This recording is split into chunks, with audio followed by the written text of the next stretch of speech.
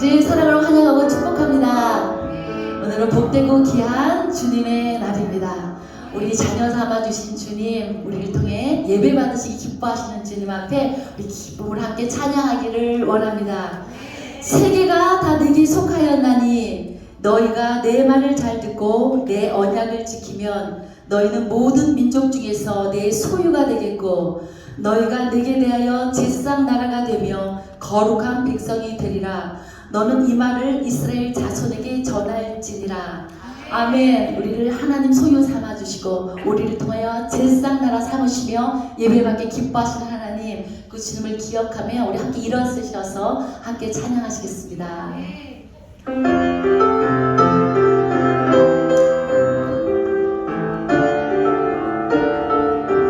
우리는 주님의 움직이는 교회입니다. 이곳은 주님을 위한 자리입니다.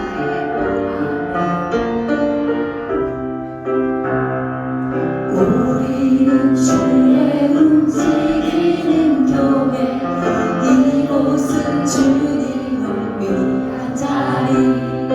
내가 기도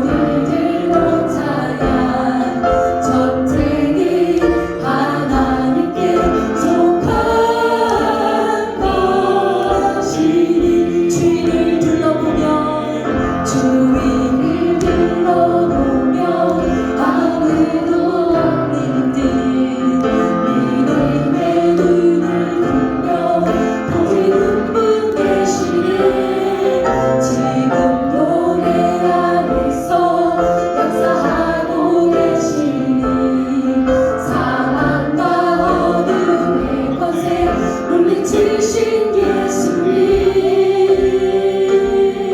주를 찬양 손을 들고 찬양 전쟁은 나에게 속한 건 아니니 주를 찬양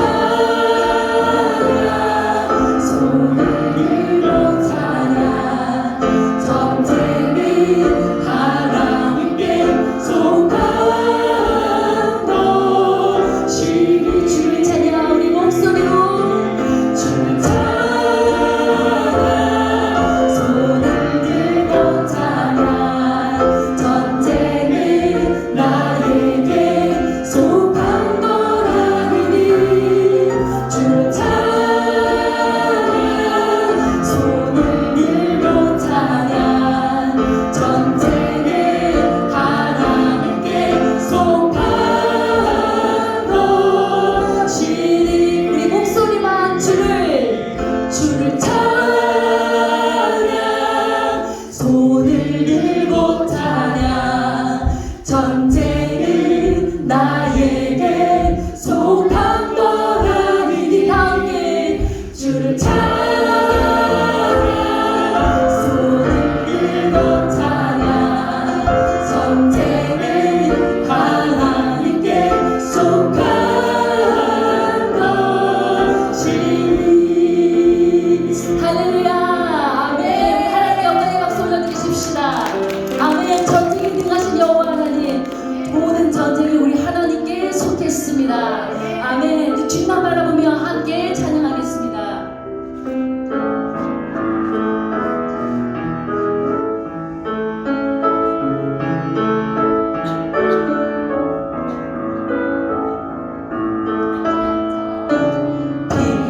피난처에 쉬는 주 예수 영원한 승리의 왕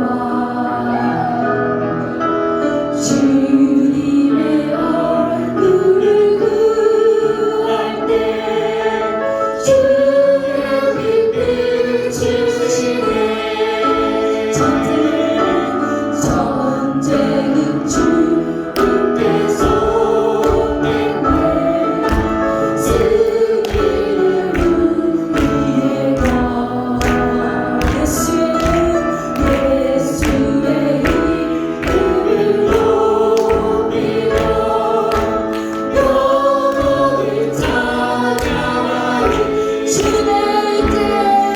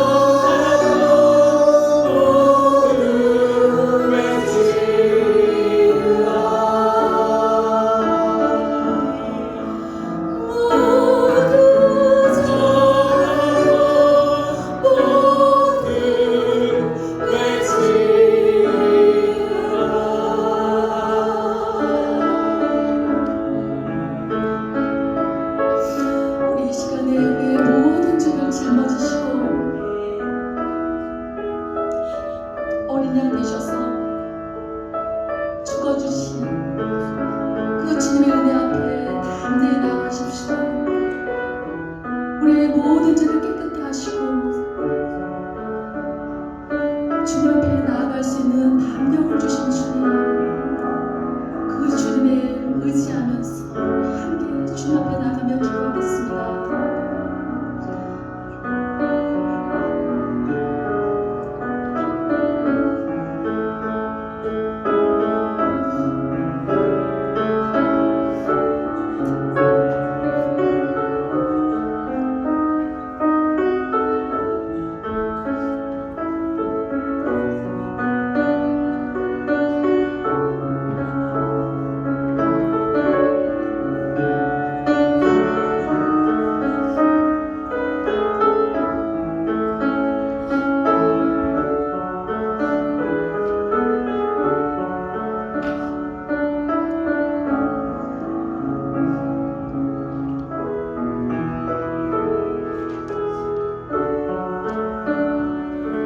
다 같이 사도신경 하시겠습니다. 전능하사 천지를 만드신 하나님 아버지를 내가 믿사오며 그 외아들 우리 주 예수 그리스도를 믿사오니 이는 성령으로 잉태하사 동정녀 마리아에게 나시고 본디오 빌라도에게 고난을 받으사 십자가에 못 박혀 죽으시고 장사한 지 사흘 만에 죽은 자 가운데서 다시 살아나시며 하늘에 오르사 전능하신 하나님 우편에 앉아 계시다가 저희로서 산자와 죽은 자를 심판하러 오시리라. 성령을 믿사오며 거룩한 공예와 성도가 서로 교통하는 것과 죄를 사하여 주시는 것과 몸이 다시 사는 것과 영원히 사는 것을 믿사옵나이다. 아멘. 내가 여호와를 찬송하리니 그는 높고 영화로우시며 여호와는 나의 힘이요 노래시며 나의 구원이시로다.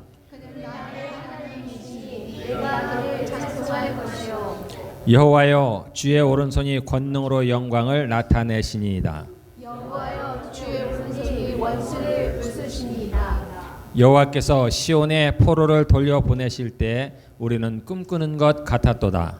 그때 우리 입에는 웃음이 가득하고 우리 혀에는 찬양이 찼었도다.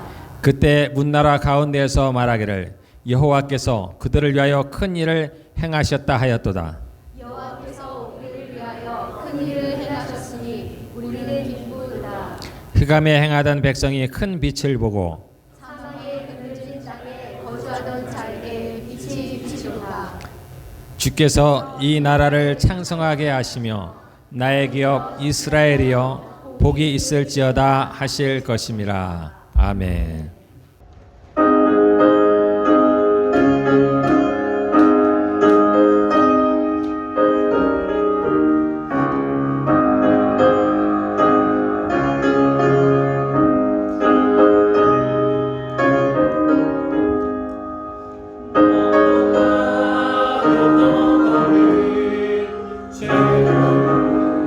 있는 너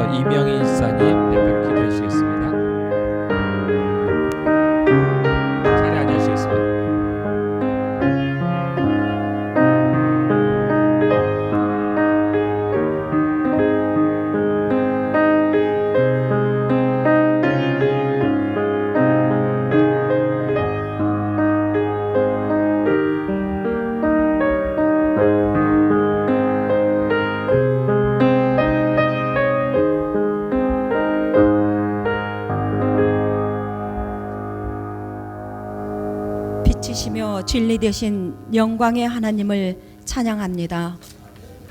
오늘도 우리를 이 교회로 인도하시고 주님을 예배케 하시니 감사합니다. 선한 것 하나 없고 죄를 이기지 못하는 우리에게 예수님의 십자가로 말미암아 죄의 사슬을 끊어 자유케 하시고 우리를 하나님의 거룩한 백성으로 인쳐주심에 감사합니다. 우리를 어둠에서 빛 가운데로 나오게 하셔서 생명 되신 거룩한 진리의 말씀에 깨어있게 하시니 감사합니다.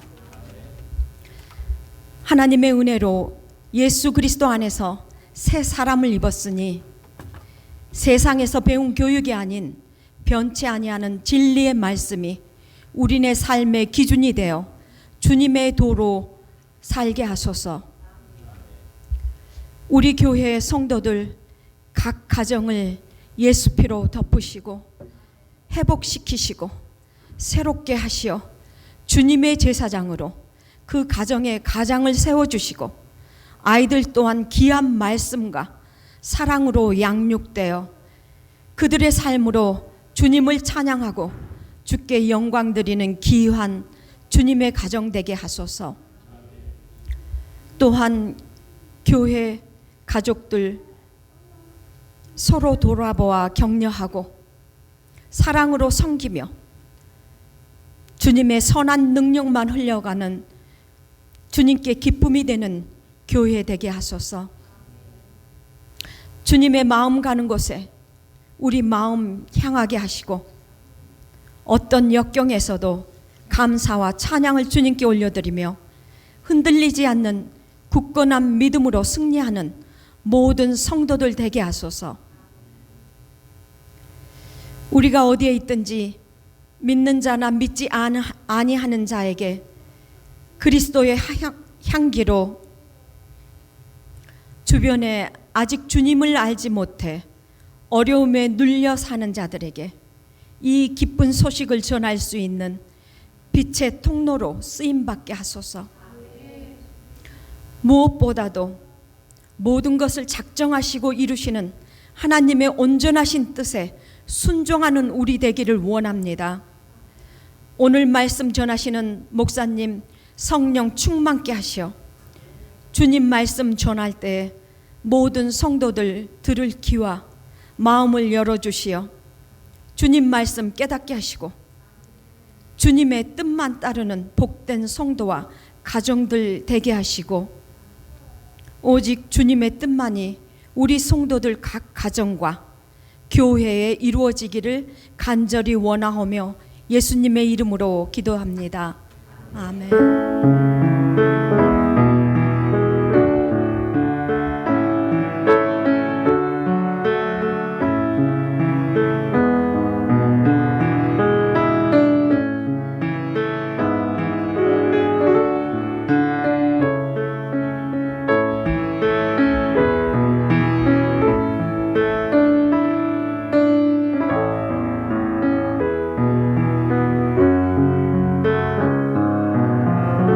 감사합니다. 우리 교회 소식 한번 보겠습니다. 주보 뒷장에 있어요.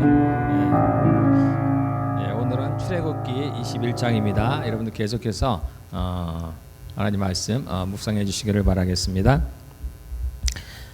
우리가 예배 전에 중보기도 모임이 있어요. 원래는 이제 김혜자 권사님, 그다음에 박병희 집사님이 함께 하시는데 지금 이제 밴쿠버에 가 있어서 지금 이희자 권사님 주최로 하고 있으니까 여러분들 중보기도에 마음이 있는 분들은 좀 일찍 오셔서 12시 50분에 시작합니다. 오셔서 함께 기도하시면 되겠습니다. 예, 한글방이 시작되었다고 합니다. 지난주부터. 혹시나 이것에 대해 궁금하시다든가 그런 분 있으시면 우리 주미경 전사님께 문의하시면 되겠습니다. 예, 우리 예배 식사가 있고요. 그리고 우리 교회 안에서는 가능한 한국말을 쓰도록 하시기를 바라겠고요. 여러분들 바라건대 집에서 진짜 함께 하셔야 됩니다. 집에서 안 하시면은 여기서 하는 걸로는 별로 의미가 없어요. 여러분들 진짜 마음을 쓰셔서 집에서 자녀들 한국말 잘 배울 수 있도록 가르치시기를 바라겠습니다. 예, 우리 함께 기도하겠습니다. 아픈 분들을 위해서 기도하는 시간을 갖도록 하겠습니다. 예, 아픈 분에게 손을 얹으시고 아픈 분에게 손을 얹으시기를 바라겠습니다. 마음이 아픈 분은 가슴에 손을 얹으시고 머리에 여러 가지 복자가 닿든가 머리가 아픈 분들은 머리에 손을 얹으시면 되겠습니다. 하나님은 사랑이십니다. 하나님은 거룩하십니다. 하나님은 의로우십니다. 하나님은 승리자이십니다. 하나님은 치유자이십니다. 하나님 아버지 감사합니다. 주께서 십자가에 죽으심으로 저희의 모든 죄를 대속하시고 주께서 채찍에 맞음으로 우리가 나음을 입었다고 했습니다. 하나님 저희들이 주의 말씀에 의지하여서 주님 저희가 병든 자에게 손을 얹었습니다. 주께서 그 따르는 표적으로 말씀을 증거하신다 했습니다. 하나님 저희들의 이 안수하는 그 손길을 통해서 성령의 기름이 흘러 치유할 줄을 믿습니다. 감사합니다. 예수님의 이름으로 기도하였습니다. 아멘. 자, 이 시간에 우리 주일학교는 옮기시고요. 자리를 옮기시겠습니다. 성경은 요한복음을 보도록 하겠습니다. 예, 성경은 요한복음입니다. 요한복음 14장. 예, 요한복음 14장 15절입니다. 15절에서 31절.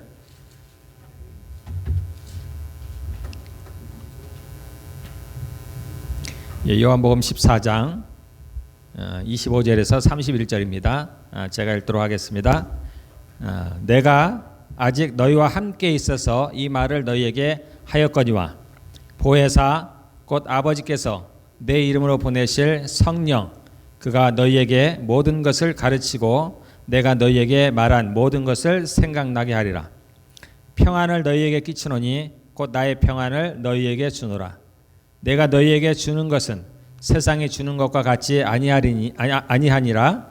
너희는 마음에 근심하지도 말고 두려워하지도 말라. 내가 갔다가 너희에게로 온다 하는 말을 너희가 들었나니 나를 사랑하였더라면 내가 아버지께로 감을 기뻐하였으리라. 아버지는 나보다 크심이라. 이제 일어나기 전에 너희에게 말한 것은 일이 일어날 때에 너희로 믿게 하려 함이라. 이후에는 내가 너희와 말을 많이 하지 아니하리니 이 세상의 임금이 오겠음이라. 그러나 그는 내게 관계할 것이 없으니 오직 내가 아버지를 사랑하는 것과 아버지께서 명하신 대로 행하는 것을 세상이 알게 하려 함이로라. 일어나라 여기를 떠나자 하시니라. 아멘.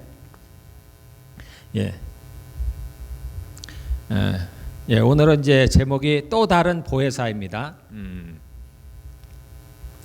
오늘은 이제 삼위일체 하나님, 그 중에서도 이제 성령님에 대한 이야기입니다.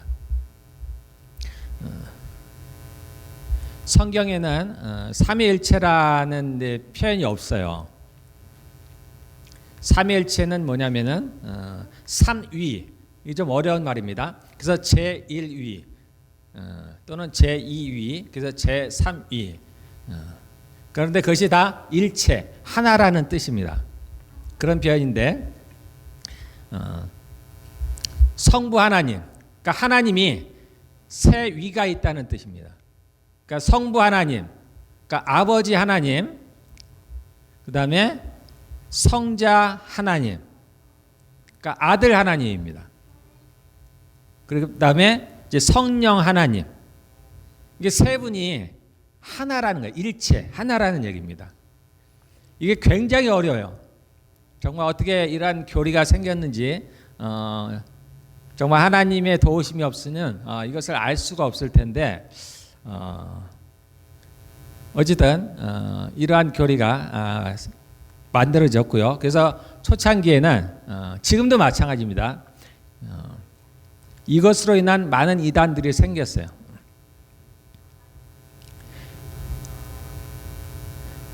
우리가 창세기 보면 사람을 만드실 때 누구를 닮아 만드냐면 하나님의 형상과 하나님의 모양을 따라서 만들었다고 합니다. 그래서 여러 가지 있어요. 그래서 우리의 모습이 하나님을 닮았습니다.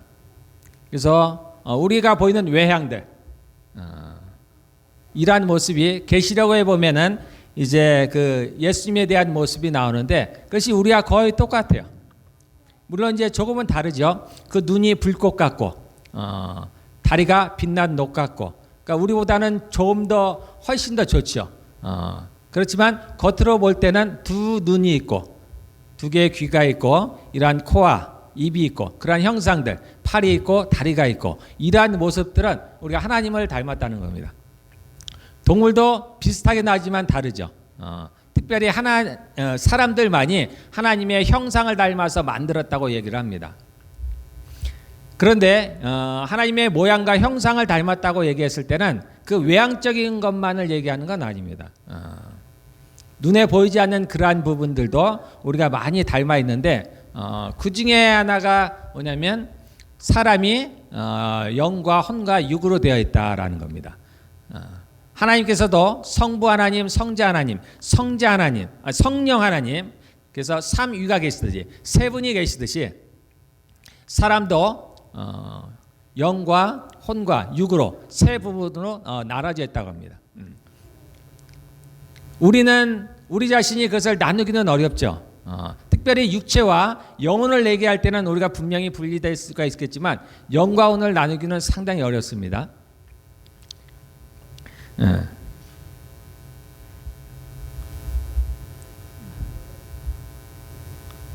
그렇지만은 우리가 이제 나의 육체도 나고 나의 정신도 나고 나의 영도 나인 것처럼 하나인 것처럼 성부 하나님, 성자 하나님, 성령 하나님 세 분이 분명히 다릅니다. 분명히 다요. 분명히 다르지만 이분들은 또 하나입니다. 하나. 그래서 삼위일체라고 하는 거예요.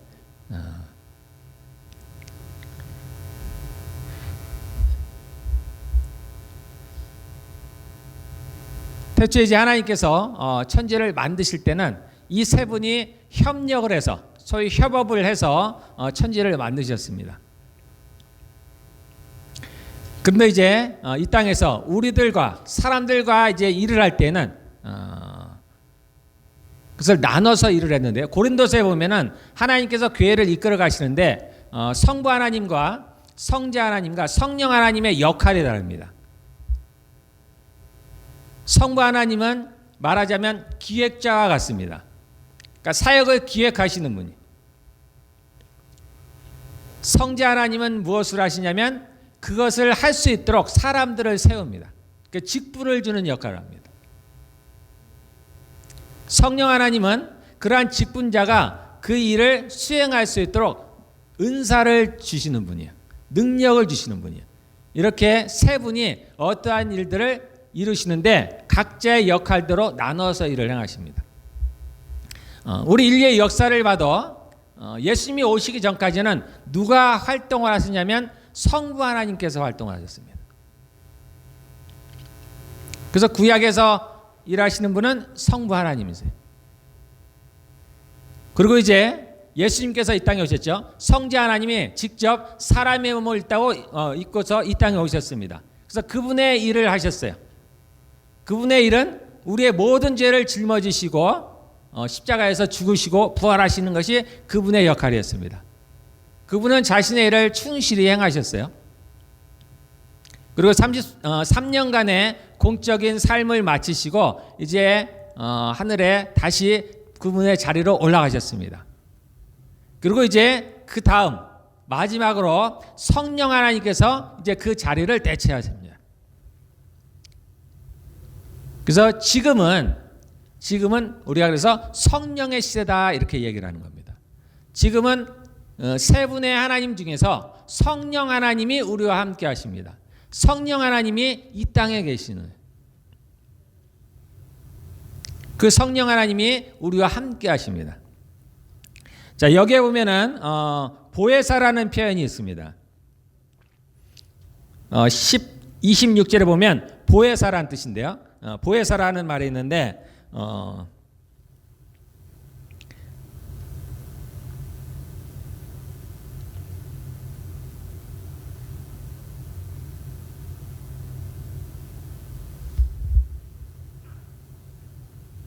예, 16절에 보면 이제 16절에 처음 이제 그 얘기가 나오는데요. 14장 16절에 보면은 내가 아버지께 구하겠으니 그가 또 다른 보혜사를 너희에게 주사 영원토록 너희와 함께 있게 하리니.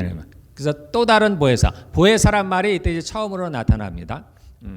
이 보혜사라는 말은 영어로 여러분들 그 옆에 보시면은 another helper. 그러니까 도우시는 분이라는 뜻이에요. 도우시는 분이시긴 하신데 다른 도우시는 분. 그러니까 우리말로 표현하면은 또 다른 보혜사라 그런 뜻입니다. 그러니까 보혜사란 말은 돕는 분이라는 뜻이에요. 이제 예수님이 가시면서 우리에게 다른 돕는 분을 보내시겠다고 말씀을 하시는데 그분이 바로 성령님이시라는 겁니다. 그러면은 여기에 다른 보혜사라고 이렇게 표현을 해놨으니까 그러면 또 다른 보혜사가 있다는 얘기인데 이 다른 분, 즉 예수님도 보혜사예요. 구약의 성부 하나님도 보혜사입니다. 우리를 도우시는 분이라는 거예요. 그래서 구약에는 그 성부 하나님께서 이스라엘 백성들을 도우셨어요. 그들을 구름과 불기둥으로 인도하시고 그들에게 만나도 주시고 메추라기도 주시고 그들에게 물이 필요할 때는 반석으로 물을 내시고 그들을 인도하셔서 그 광야에 갈 길을 알지 못했을 때 그 성부 하나님께서 그들을 인도하셨습니다. 또 애굽에 여러 가지 재앙들을 행하심으로 말미암아 그들을 애굽에서 이끌어내셨어요. 그래서 성부 하나님께서 도우시는 분이 되셔서 이스라엘 백성들과 함께 하셨습니다. 그래서 이스라엘 백성들을 도왔습니다. 이제 예수님이 오셔서는 예수님이 그 제자들을 도왔어요. 그리고 그 사람들을 도왔습니다. 그래서 성령님께서 이제 이 땅에서 우리에게 어떤 일을 하시는가를 알려면은 예수님께서 제자들에게 무슨 일을 하셨는가를 보시면 압니다. 다 보혜사예요. 그래서 예수님께서 그 제자들에게 뭘 하셨냐면은 가르쳐 주십니다. 하나님의 나라에 대해서 가르쳐 줘요. 그 전에는 이스라엘 백성들도 비록 그들이 하나님께 선택을 받은 선민이라고 하지만 그들도 하나님의 나라에 대해서 잘 몰랐어요. 우리 이방인들은 더더욱이나 마찬가지죠. 하나님에 대해서는 전혀 알지 못했습니다. 근데 예수님께서 오셔서 이제 비로소 그 하나님의 나라에 대해서 말씀을 하셨어요. 이 땅에 예수님이 오셔서 그 제자들에게 말씀하시는 것 중에서 이 하나님의 나라가 전부라 해도 과언이 아닙니다. 회개하라 천국이 가까웠느니라. 이 천국이 바로 하나님의 나라예요.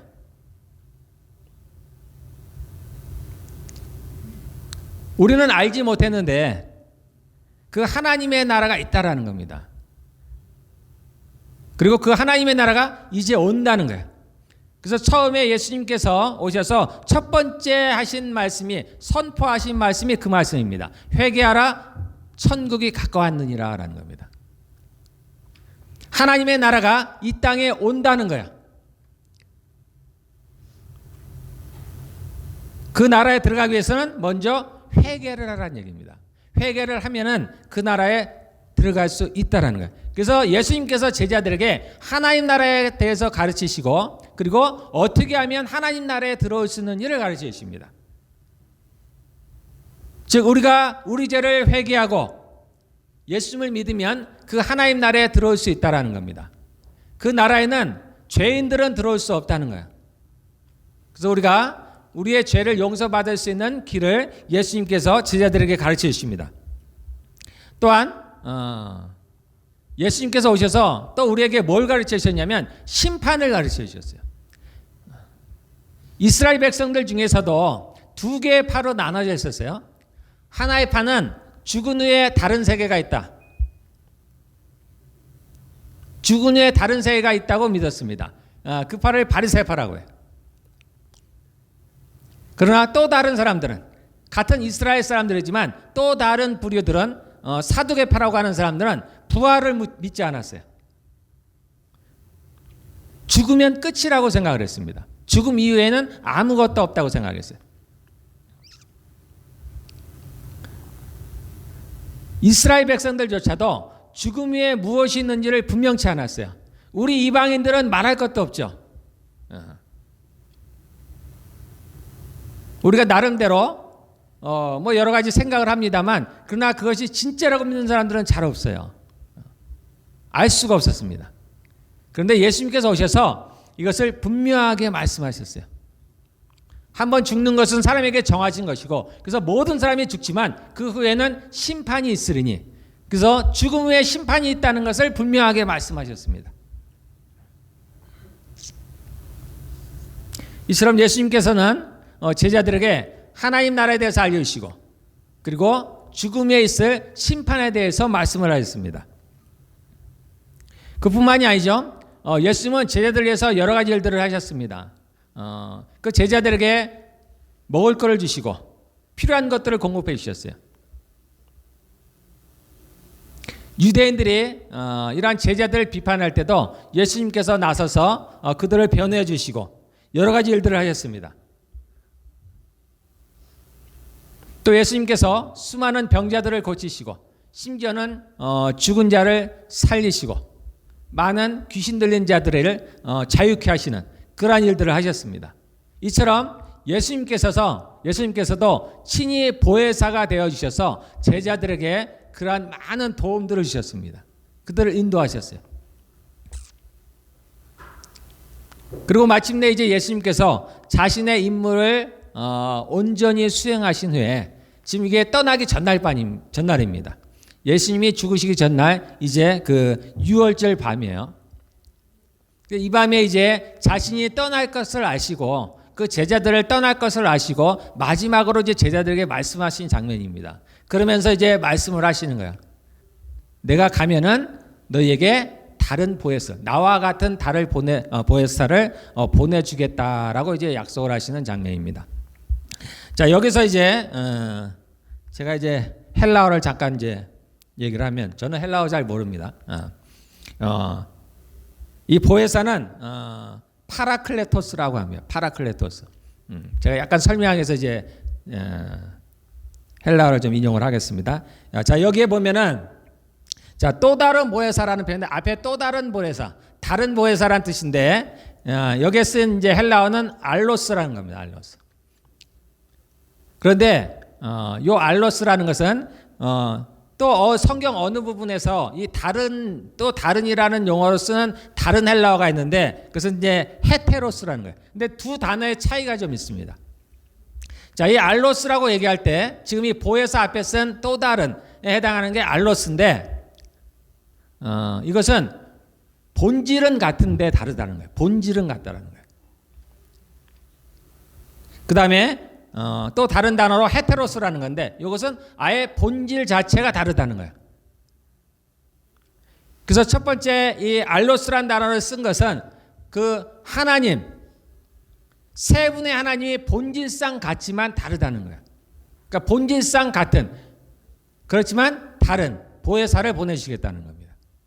그래서 성부, 성자, 성령 하나님은 본질상 같습니다.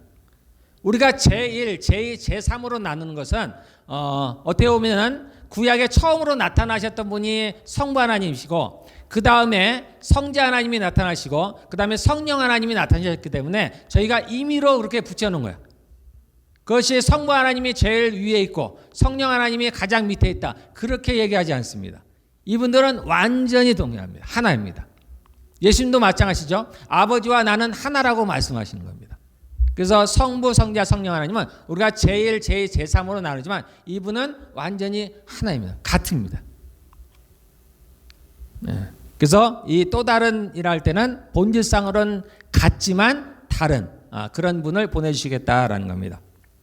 이 헤테로스라는 본질상 다르고 다르다는 이 단어가 어디에 한번 쓰였냐면 누가복음에 보면은 예수님이 변화되는 장면이 있습니다. 변화산에서 보면은 예수님이 눈과 같이 희어지는 장면이 나와요. 그때 이 단어를 씁니다. 전혀 달라지는 거예요. 지금 우리와 같은 똑같은 육체를 갖고 있는 예수님과 변화된 예수님, 이제 부활 후에 입을 그러한 모습의 그러한 예수님은 전혀 다르게 되어버려요. 그때 그 헤테로스라는 단어를 씁니다. 아주 다른 걸 말하는 거예요.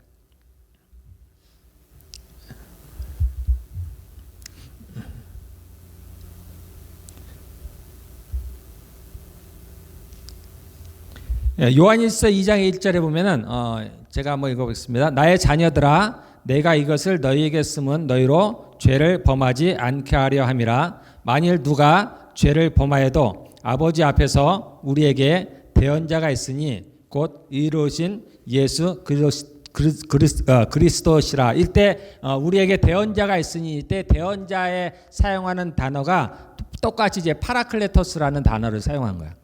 똑같이 보혜사라는 뜻입니다. 근데 그때는 대언자라는 이제 우리가 우리말로 번역을 했고 지금 이 요한복음 14장에서는 뭐 보혜사라 우리가 번역을 했지만 똑같은 의미입니다. 우리를 돕는 자라는 거예요. 요한일서에 나온 대언자는 우리가 죄를 지으면 하나님 앞에 우리를 도우시는 분, 즉 대언자. 대언자라는 건 이제 대신 변호해 주는 거죠. 변호사와 같은 겁니다. 그러한 일을 예수님이 하신다는 거예요. 그러니까 우리를 도우시는 일을 하신다는 겁니다. 그래서 예수님도 똑같이 헬라어로 보면은 파라클레토스라는 단어를 씁니다. 예수님을 표현할 때. 그래서 성령님도 그렇고 예수님도 그렇고 똑같이 우리가 보혜사로 우리가 볼 수가 있는 겁니다. 그래서 예수님도 이 땅에서 우리를 도우시는 분이었고 또 나중에 심판 때에도 그분이 우리를 대언하시면서 우리의 보혜사가 되어주셔서 우리를 도우시는 분입니다. 그리고 성령님도 이 땅에 사는 동안에 저희의 보혜사가 되어서 저희를 도우시는 분이세요. 그래서 여러분들이 저도 그랬지만은 여러분들이 우리는 성령님과 가까워지실 필요가 있습니다. 지금 우리와 함께 하시는 분은 성령님이십니다. 예수님께서 올라가시면서 말씀을 하셨습니다. 내가 너희에게 다시 오겠다고 말씀하셨는데 그것은 예수님께서 이제 성령님과 예수님과 또 이제 성부 하나님은 하나라고 했잖아요. 그러니까 우리의 영으로, 그분의 영으로 성령님을 표현할 때는 두 가지로 표현합니다. 아버지의 영, 그러니까 하나님의 영이에요. 또 다른 것으로는 그리스도의 영입니다. 그러니까 그리스도의 영이라고도 표현하고 그 아버지, 성부 하나님의 영이라고도 표현하는 겁니다. 그래서 그분들은 하나예요. 그래서 우리 안에 계시는 분은 성령님이십니다. 그런데 그분은 하나이기 때문에 그 성자 예수님도 이렇게 성부 하나님으로, 성령 하나님으로 우리 안에 와 계신다는 거예요. 우리가 그 유명한 구절이 있죠. 내가 그리스도와 함께 십자가에 못 박혀 죽었나니 그런즉 내가 산 것이 아니요 내 안에 그리스도께서 사신 것이라. 이때 그리스도께서 내 안에 사신다고 할 때 성령으로 우리 안에 와 계신다라는 것입니다. 그 성자 예수님은 지금 어디에 계신다고 말씀하셨냐면 하나님 우편에 계시다고 말씀하시는 거예요. 우리 안에 계시는 분은 성령 하나님이십니다. 그래서 우리를 도우시고 때로는 우리에게 말씀하시고 우리를 인도하시는 분은 그 성령 하나님이세요.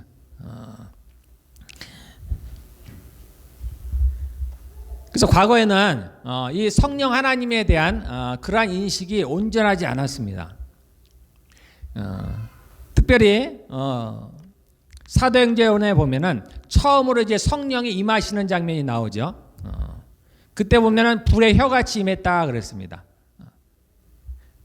그의 성령이 임하시니까 사람들이 이제 방언을 하기 시작했습니다. 그리고 정말 성경을 몰랐던 베드로가 성경에 능통한 사람이 되었어요.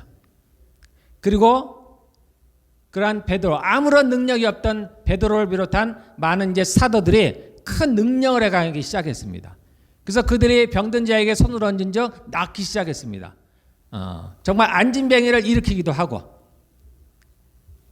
그러한 예수님의 그러한 제자들뿐만 아니라 그 대표적인 예로 바울도 마찬가지죠. 바울의 손수건만 대도 병이 나왔습니다. 베드로의 그림자만 덮여도 병이 낫는 역사들이 있어요. 수많은 기적들이 일어났습니다. 때로는 정말 말과 같이 빠르게 달리기도 하고 이쪽에서 저쪽으로 전혀 다른 공간으로 이동하기도 하고, 성령이 오시니까 제자들이 바뀌었습니다. 그래서 예수님께서 뭐라고 말씀하시냐면 내가 떠나가는 것이 너희에게 좋다고 말씀하십니다. 왜냐하면 그래야 성령이 오시니까. 예수님은 하나님이십니다. 그 모든 능력을 당연히 예수님도 갖고 계세요. 예수님께서 말씀하시기를 천지를 창조할 때 누가 창조하셨어요? 예수님이 그 일을 하셨습니다. 그런데 그분은 이 땅에 오실 때 어떻게 오셨어요? 우리와 같은 육신을 갖고 오셨어요. 그래서 그분의 능력에는 한계가 있습니다. 그분이 수많은 병자를 고치고 바람을 잠잠케 하고 그러한 능력을 행하셨지만 그분은 우리의 육체를 갖고 있었기 때문에 모든 곳에 갈 수가 없어요. 모든 사람 안에 들어갈 수가 없었습니다. 육체적인 한계로 인해서 그분의 능력에는 한계가 있었어요. 그래서 이제 예수님께서 말씀하시기를 내가 떠나가는 것이 너에게 유익하다 이렇게 얘기하는 겁니다. 이제 예수님이 가시면은 예수님께서 성령님을 우리에게 보내시는데 그 성령님은 이제 예수님이 할 수 없었던 것까지 하시는 거예요. 그 성령님은 모든 사람 가운데 올 수가 있습니다. 모든 사람 안에 거하실 수가 있어요. 이제 하나님 나라가 임하면은 예수님이 다시 오시면은 하나님의 나라가 이제 온전한 하나님의 나라가 이 땅에 오게 됩니다. 그러면은 예수님은 그 나라의 왕으로서 계십니다. 그분이 십자가에 죽으심으로 그러한 임무를 하심으로 말미암아서 성부 하나님께서 그 예수님을 지극히 높였다고 했습니다. 그 받은 고난으로 말미암아서 그를 높이셨어요. 그래서 그를 우리의 왕으로 삼으셨습니다. 그래서 우리가 나중에 이제 새하늘과 새 땅이 이 땅에 오고 우리가 함께 그 천국에서 살아갈 때는 그 예수님이 우리의 왕으로서 살아갑니다. 성령님은 우리 안에 거하십니다. 영원히 우리 안에 거하시는 거예요. 성령님께서 지금 성령님을 우리 본인들 안에 여러분들 안에 모시고 있는 사람들은 이제 영원히 그 성령님과 함께 살아가는 거예요.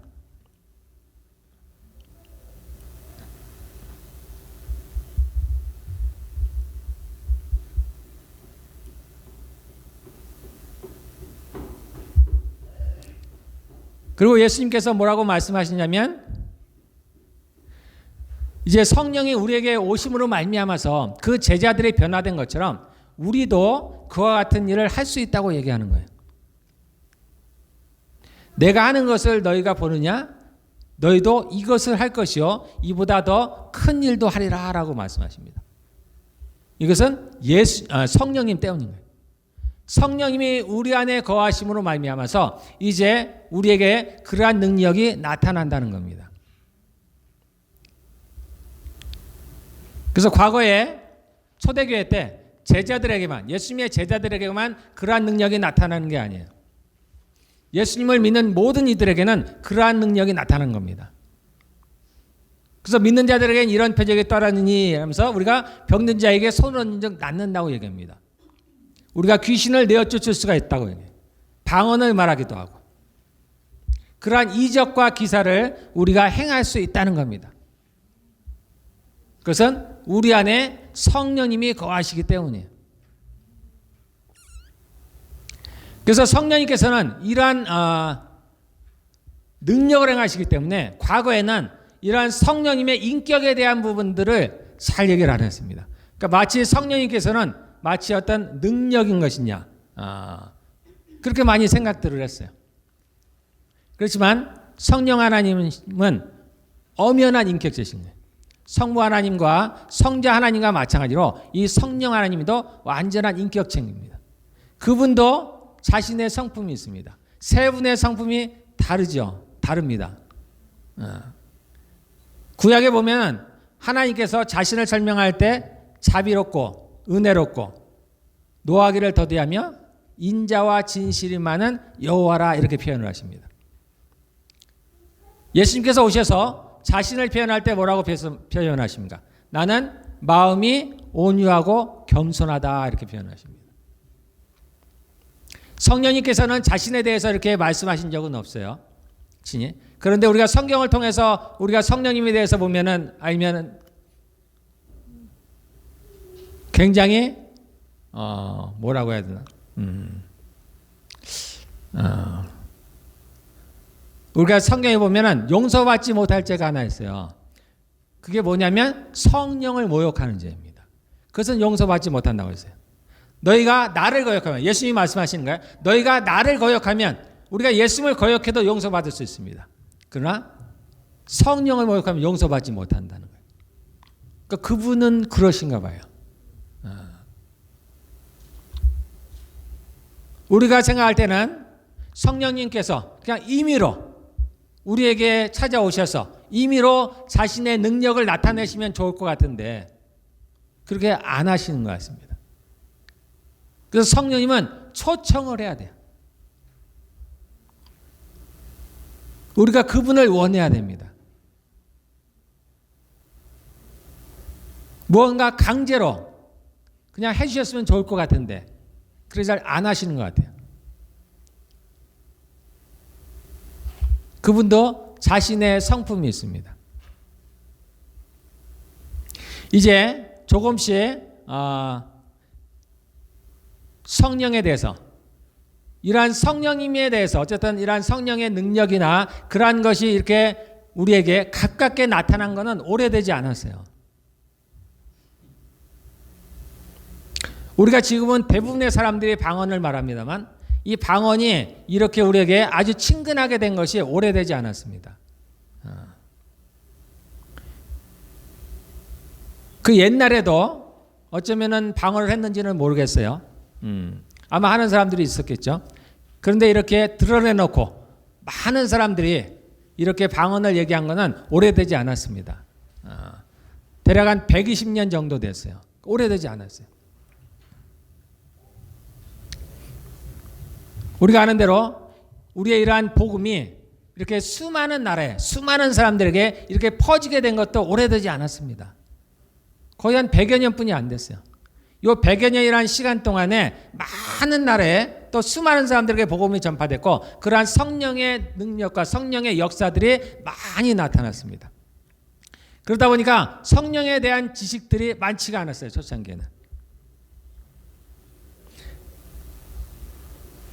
그러다가 이제 차츰차츰 시간이 흐르면서 이제 이러한 성령 하나님을 인격체로 받아들이기를 시작했습니다. 그래서 전에는 대부분이 능력만을 구했습니다.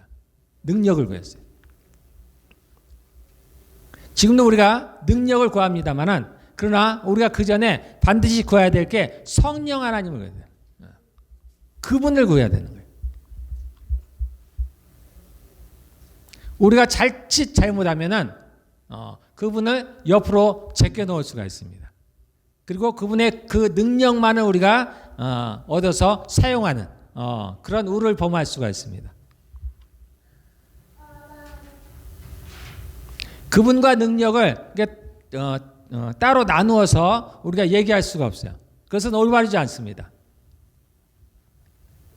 그분이 능력이십니다.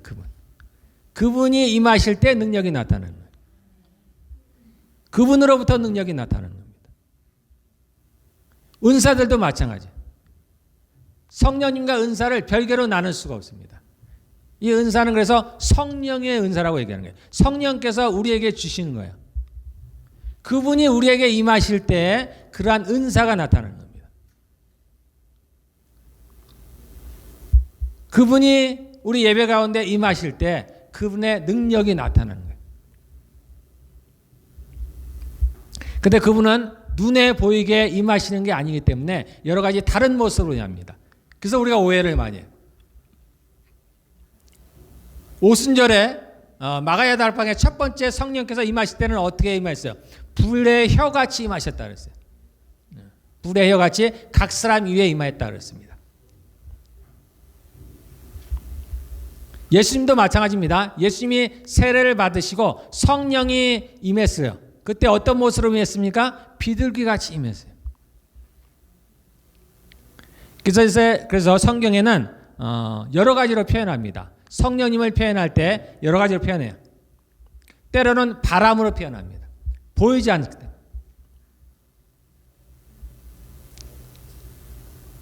그래서 니고데모라는 사람이 예수님께 와가지고 거듭남에 대해서 얘기를 했습니다. 어떻게 사람이 거듭날 수 있겠느냐? 그 전에 예수님이 말씀하셨어요. 성령으로 거듭나지 않고는 하나님의 나라를 볼 수 없다 그랬습니다. 거듭난다는 얘기는 다시 태어난다는 얘기예요. 그러니까 사람인 니고데모는 그 말을 이해할 수가 없었어요. 어떻게 사람이 두 번 태어날 수 있을까? 그래서 다 큰 사람이 다시 엄마 뱃속에 들어가서 태어납니까? 아주 어린아이 같은 그러한 질문을 했습니다. 그때 예수님이 말씀하십니다. 그때 바람을 비유로 말씀하셔요. 우리가 바람은 볼 수 없지만은 우리가 여러 가지 다른 모습으로 다른 현상들을 통해서 바람을 우리가 알 수가 있습니다. 성령의 임함도 이와 같다라는 거예요. 우리 눈으로 보이는 건 아닙니다. 그러나 그분은 분명히 존재하는 거예요. 때로 성령님은 이게 불로서 나타납니다. 불 가운데 나타나요. 오순절 마가야 다라방에도 불의 혀같이 나타났다 그랬습니다. 그래서 성경에도 너희가 불과 성령으로 나지 아니하면 하나님의 나라를 볼 수 없다 이렇게 얘기를 합니다. 그래서 성령님은 눈에 보이는 모습으로 나타나시지 않기 때문에 여러 가지 현상들로 나타납니다. 그래서 때로는 바람으로, 불로, 때로는 물로 그렇게 표현이 됩니다.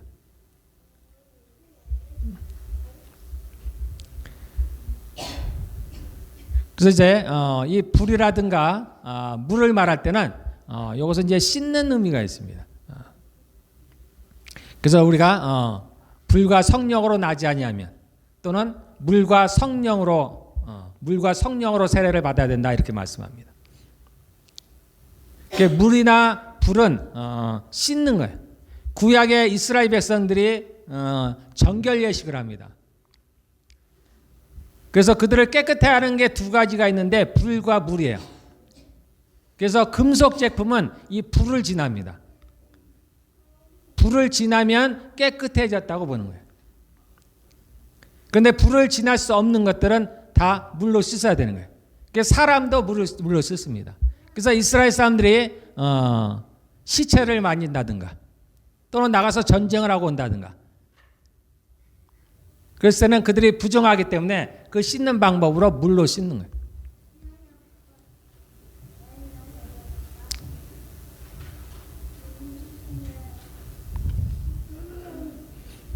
그래서 성령님을 이러한 여러 가지로 표현을 합니다. 그러나 그분은 분명한 인격체입니다. 그래서 이런 것으로 말미암아서 과거에는 여러 가지 문제들이 있었어요. 그래서 성령님을 인격체로 제대로 알지 못하는 상황 가운데서 그러한 성령의 능력들이 나타나다 보니까 문제들이 발생하기 시작한 겁니다. 그래서 그 능력만을 구하게 됐어요. 그러다 보니까 이제 어느 교단에서는 성령을 추구하는, 그래서 성령만을 추구하는 또는 성령의 능력을 추구하는 그것을 강조하는 교단으로, 그 반대작용으로 그 어떤 교단에서는 그래서 말씀을 추구하는, 그래서 성령과 말씀을 나누는 그러한 우를 범했습니다. 지금까지도 마찬가지예요.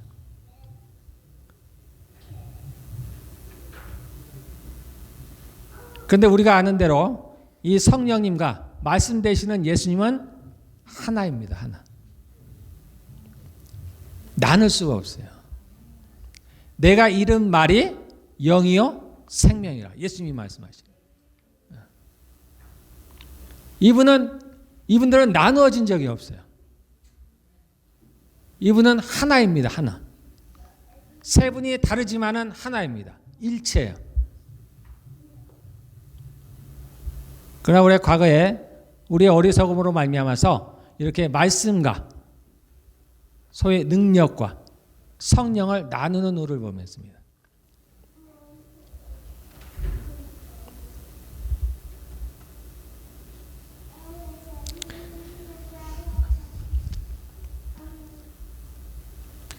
부흥의 역사들을 보면은 이러한 부흥의 역사들이 아주 오래된 것들 아닙니다.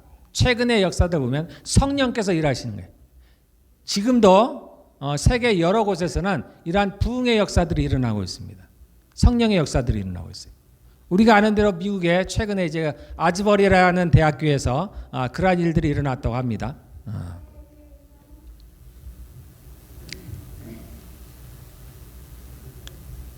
제가 아는 대로는 1900년도 초에 그러한 세계적인 부흥들이 여러 번 있었어요.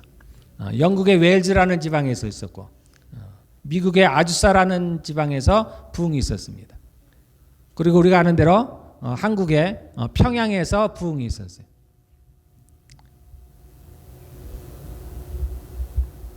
특별히 이제 그 미국에서 일어났던 그 아주사 지방에서의 부흥의 영향으로 말미암아서 방언들이 사방에 퍼졌습니다. 그때 특징이 방언이었어요.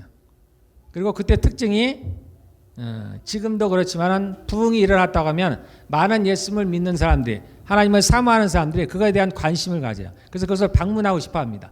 그래서 그때에도 세계에 있는 많은 선교사들이 그 미국의 아주사 지방을 방문하게 되었어요. 그리고 그들이 그곳에 방문하면서 그곳에서 방언을 받게 되었습니다. 방언을 하게 됐어요. 그래서 이 방언이 전 세계적으로 퍼지게 생겼습니다. 그때 생겨난 교단이 이제 펜타코스탈 교단이에요. 그래서 한국은 이제 장로교회가 대체지만 대부분 장로교회지만 이 북미 쪽 미국과 이 캐나다, 저희 캐나다도 마찬가지입니다. 여기에서는 주로 펜타코스탈이에요. 왜냐하면 그 영향 때문입니다. 우리 캐나다도 그때 영향을 많이 받아가지고 이 우리 캐나다 쪽에 이 펜타코스탈이 많이 퍼졌어요.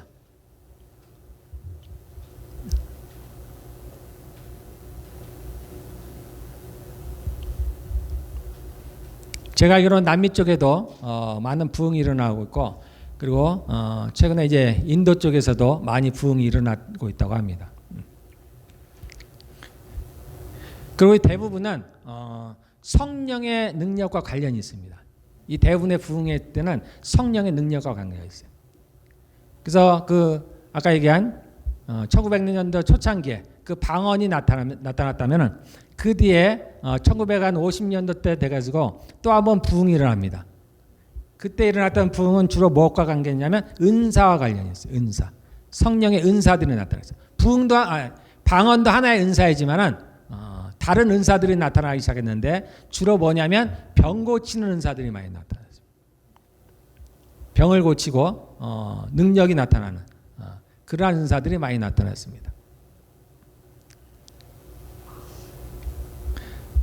그리고 이제 그 후에 우리나라에도 1980년대, 90년대 우리나라에도 큰 부흥이 일어났어요. 이때 일어났던 부흥은 주로 뭐와 관련이냐면 이때도 마찬가지로 병 고치는 것과 관련이 있었어요. 그런데 전에는 펜타코스탈에서 그것이 주로 이루어졌다면은 이제는 그 외에 다른 교단으로까지 퍼져나간 거예요. 그래서 장로교라든가 침례교라든가 성결교라든가 또는 감리교, 성령을 추구하지 않았던 어떻게 보면 성령에 대해서 잘 알지 못하였던 그러한 교단들에게 이러한 그 부흥들이 퍼져 나갔습니다. 저도 장로교회 출신이었습니다. 한국에서는. 그래서 장로교회 목사님들에게도 그러한 은사들이 나타났어요. 저희 교회에서도 그런 일들이 많이 일어났습니다. 그래서 당시의 부흥에는 대부분 그런 거였어요. 저는 이제 90년대에 이제 교회를 처음 나갔습니다만, 그때 제가 부흥회를 다니면 늘 그러한 거였어요. 병을 고치는 거였습니다. 기적을 행하는 거였어요. 그래서 저는 그때 그러한 체험들을 제가 직접 체험한 건 아니고 저는 많이 봤습니다. 그래서 암을 고친다든가, 부러진 뼈가 붙는다든가, 뭐 파킨슨병, 그런 희한한 병들을 고쳐지는 것들을 많이 봤습니다. 그뿐만 아니라 여러 가지 능력들이 나타나는 걸 봤습니다. 뭐 키가 자라든가, 여자분들 코가 뾰족해진다든가, 그러한 것들을 많이 봤습니다. 오는 비를 멈춘다든가, 다시 비가 오게 한다든가, 뭐 그러한 이적들을 많이 봤어요. 그 당시에는 그랬습니다. 그러니까 성령의 역사에 대한, 성령의 능력에 대한 그러한 부흥회들이었어요. 그리고 한편으로는 구하는 점 대조적으로 이제 그 말씀 사역에 대한 일들이 많이 나왔어요. 그러니까 두 개가 따로 갔습니다. 따로. 그래서 어느 교회에서는 이 성령 사역을 주로 하는 교회, 어느 교회에서는 말씀 사역을 주로 하는 교회, 나눠져 있었어요.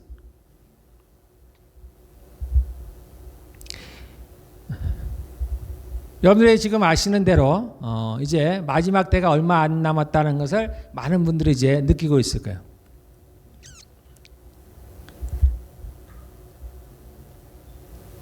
그래서 그러한 여러분들이, 여러 사람들이 마지막 때 부흥에 대해서 예언을 합니다. 그럼 마지막에는 어떤 부흥이 올까라는 거예요. 그 부흥의 형태는 어떠할까라는 거예요. 그래서 이 마지막 때 부흥은 이 두 개가 하나가 되는 겁니다. 하나. 그래서 말씀만으로도 아니고 성령만으로도 아닙니다. 이 두 개가 하나가 되는 거예요. 그래서 말씀과 성령의 역사, 성령의 능력들이 함께 나타나는 그러한 부흥이 온다는 겁니다. 이것이 당연하잖아요. 그분들은 하나니까.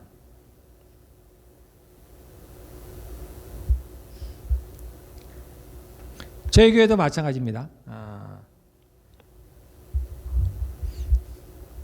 그래서 저희 교회도 이러한 두 가지를 함께 추구하면서 가는 거예요.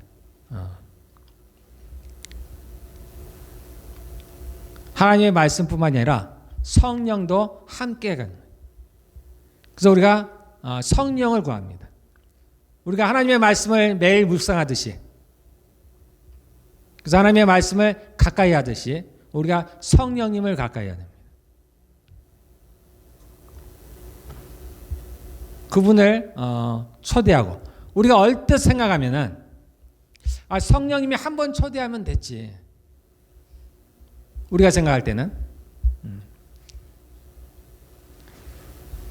근데 성령님에 대한 여러 가지 성경의 표현들을 보면 우리가 이해할 수 없는 부분들이 있습니다. 우리가 성령에 충만한 것도 마찬가지예요. 성령님이 내 안에 계시면은 그걸로 전부가 아닌가? 한 번 그냥 오셨으면 되지, 또 다시 내가 성령을 구해야 되나?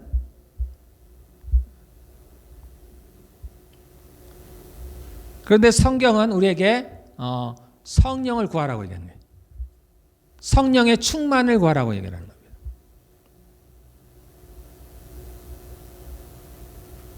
계시록에도 보면은 성령님을 뭐라고 표현하냐면 일곱 영이다 이렇게 표현했습니다.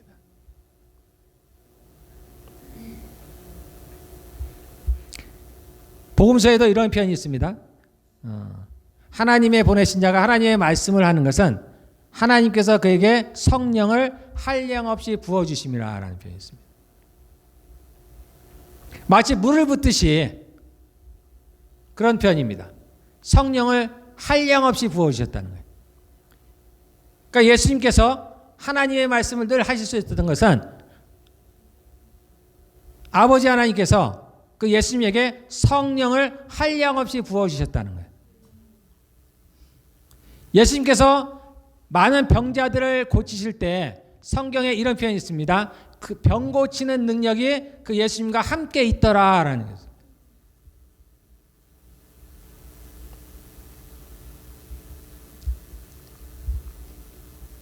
그래서 우리의 지식으로는, 우리의 지혜로는 이것을 알기가 진짜 어려워요.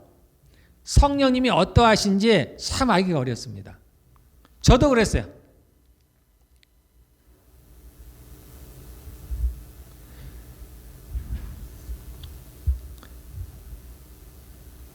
성경에 이런 표현이 있습니다. 성령을 소멸하지 말라라는 표현이 있습니다.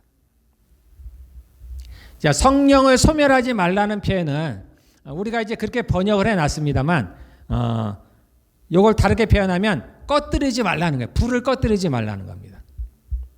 그래서 우리가 생각하는 대로 성령을 소멸하지 말라는 것이 우리 안에서 성령을 떠나게 하지 말라, 완전히 그러한 의미가 아니에요. 성령은 우리 안에 계십니다. 우리 안에 계시는데 그 불을 꺼뜨리지 말라라는 거예요. 계속해서 성령의 불이 우리 안에서 타오르도록 하라라는 것입니다. 성령의 충만을 받으라는 게 이거와 관련이 있습니다. 그래서 우리 안에 성령이 계시지만은 우리가 하나님을 추구하지 않을 때는, 우리가 세상을 사랑할 때는 성령께서 타오르지 않는다는 거예요. 마치 꺼지는 것과 같다라는 겁니다. 그냥 내재해 계시는 거예요. 아무런 일도 하실 수 없다라는 겁니다. 그분의 능력을 나타내실 수 없다라는 겁니다.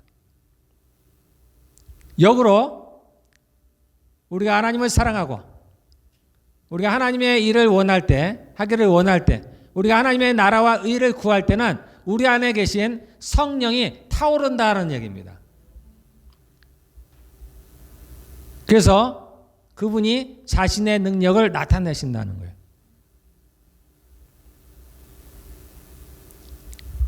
우리가 하나님의 영광을 보기를 원합니다. 하나님의 영광이 우리 예배 가운데 또는 우리의 삶 가운데 나타나기를 원합니다. 또는 우리의 삶을 통해서 우리가 하나님께 영광을 돌리기를 원하는 거예요.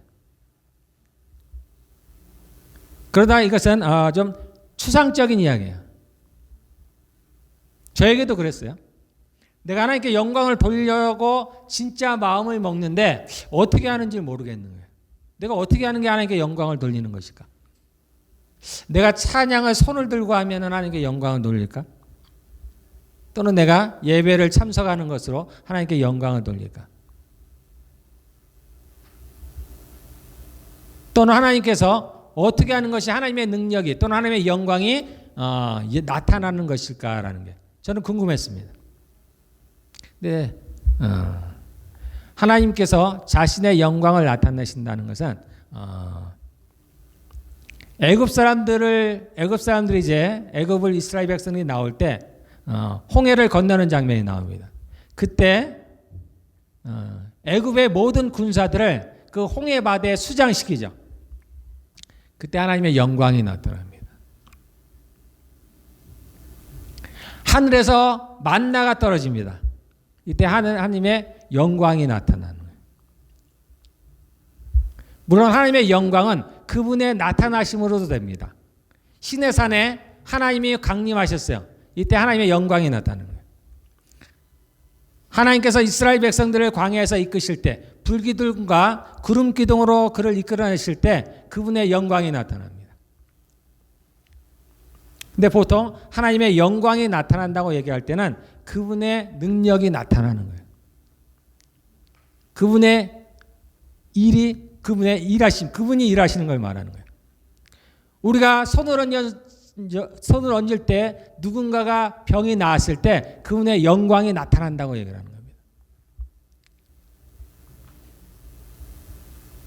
성령께서 임재하실 때 이곳 가운데 우리가 전혀 어떤 행동을 하지 않아도 정말로 우리의 안에 있는 질병들이 떠나가기도 합니다. 이때 그분의 영광이 나타나는 거예요. 정말 내가 온전치 않은 사람이었는데 내가 변화가 돼서 새로운 사람이 되었을 때 그러한 나의 모습을 통해서 그분의 능력이 나타나는 겁니다. 나의 변화된 모습을 통해서 그분의 능력이 나타날 때 내 삶으로 그분께 영광을 돌린다라고 얘기하는 겁니다. 나는 선하지 않은데 그분의 은혜로 말미암아서 내가 선한 사람으로 변해서 선한 행동을 할 때 그분의 영광을 드러내는 삶을 내가 살아가고 있는 겁니다. 자, 우리 말씀을 결론 맺겠습니다. 지금은 성령의 시대입니다, 여러분들. 예수님께서 자신의 모든 사역을 마치시고 이제 하늘에 올라가셨어요. 그리고는 성령 하나님이 이 땅에 오셨습니다. 그분이 우리의 보혜사입니다. 과거 예수님께서 자신의 제자들을 도우셨던 이제 성령님께서 예수님을 믿는 모든 사람 가운데 오셔서 우리를 그와 같이 도우십니다.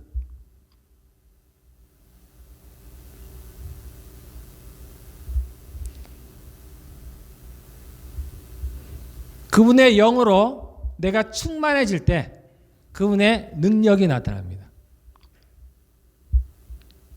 우리는 다 그러한 삶을 살기를 원합니다. 능력 있는 삶을 살기를 원해요. 그 방법은 다른 게 없습니다. 성령이 나에게 충만히 임하는 것밖에 없어요.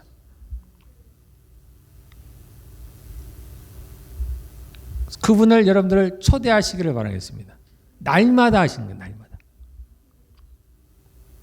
그분이 나에게 임하시기를 뿐만 아니라 충만히 임하시기를 날마다 초대하시기를 바라겠습니다. 그럴 때 그분이 오십니다. 우리 마음에는 그분이 나를 사랑하시니까 그냥 그분이 알아서 내게 오시고 또는 충만히 오셨으면 좋을 것 같은데 그렇지 않아요. 우리가 그분을 초대해야 됩니다. 반대로 우리가 그분을 존중하지 않으면 그분은 떠나가십니다. 마치 그것이 성령을 소멸하는 불이 꺼지는 것 같은 겁니다. 그분을 존중하셔야 돼요. 정말 존중해야 됩니다. 영어로는 sensitive, 내가 한국말로는 뭐라고 표현해야 될지 모르겠어요.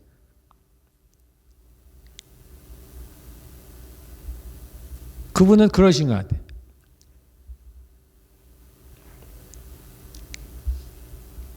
그래서 우리가 그분의 어떤 명령이라고 해야 되네. 그랬을 때 우리가 그분에게 한번 순종하면서 순종하며 나아갈 때 그분과 아주 가까워집니다. 여러분들이 그분에 대해서 민감해지시기를 바라겠습니다. 그분과 좀 가까워졌으면 좋겠어요. 여러분들이 새롭게 그분을 찾으시기를 바라겠습니다. 그분이 우리에게 충만히 임할 때 우리에게 그러한 능력들이 나타납니다. 초대교회 때 그런 특별한 사람들만 했던 것들이 아니에요. 그 성령님이 오시면 누구나 그러한 능력이 나타납니다. 왜냐하면 그분이 능력이십니다. 그분 안에 능력이 있습니다. 우리 함께 다 기도하겠습니다.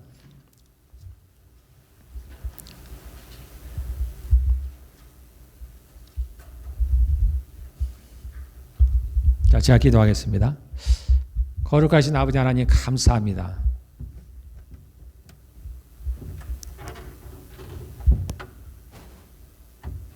저희들 모든 죄 가운데서 저희들을 구원하셨을 뿐만 아니라 저희 가운데 주의 거룩하신 성령님을 보내주심을 감사합니다. 주님, 이 시간 저희가 구합니다. 거룩하신 성령님 저희 가운데 오시기를 원합니다. 저희가 성령님을 초청합니다. 여기 모인 모든 사람, 한 사람 한 사람 가운데 주의 성령님 임하여 주시기를 원합니다. 저희 가운데 임하시되 충만히 임하시기를 원합니다. 저희가 성령님을 알아가기를 원합니다. 성령님과 가까워지기를 원합니다. 우리 안에 계신 성령님께서 영원히 우리와 함께 사신다고 하셨습니다. 저희들을 주의 성전을 삼으시고 영원히 거하시겠다고 말씀하셨습니다. 하나님, 그 성령님과 저희가 가까워지기를 원합니다. 하나님, 그리하여서 저희가 그러한 능력의 삶을 살아가기를 원합니다. 이 땅에 살아가는 동안에 저희가 늘 승리하며 살아가기를 원합니다. 주님, 저희들에게 성령님이 필요합니다. 주님, 그 제자들에게 주의 성령님을 보내신 것처럼 이제 저희 가운데 주의 성령님을 보내시기를 원합니다. 저희 가운데 오시옵소서, 거하시옵소서, 저희들을 거쳐 삼으시고 저희 가운데 사시기를 원하나이다. 성령님, 저희들에게 말씀하시옵소서. 저희들이 듣기를 원하며 또한 그에 순종하기를 원합니다. 저희들을 주의 도구로 삼으셔서 하나님께서 이루시고자 하시는 일들을 저희를 통해서 이루시기를 원합니다. 오직 예수 그리스도를 증거하시니가 성령이시라 했습니다. 성령께서 저희들 사용하셔서 그 예수님을 온전히 증거하시기를 원합니다. 저희들을 통하여서 성령의 능력과 또한 주의 영광이 나타나기를 원합니다. 이제는 우리 주 예수 그리스도의 은혜와 하나님의 사랑과 성령의 교통하심이 이곳에서 예배하는 모든 이들 가운데 함께 있을지어다.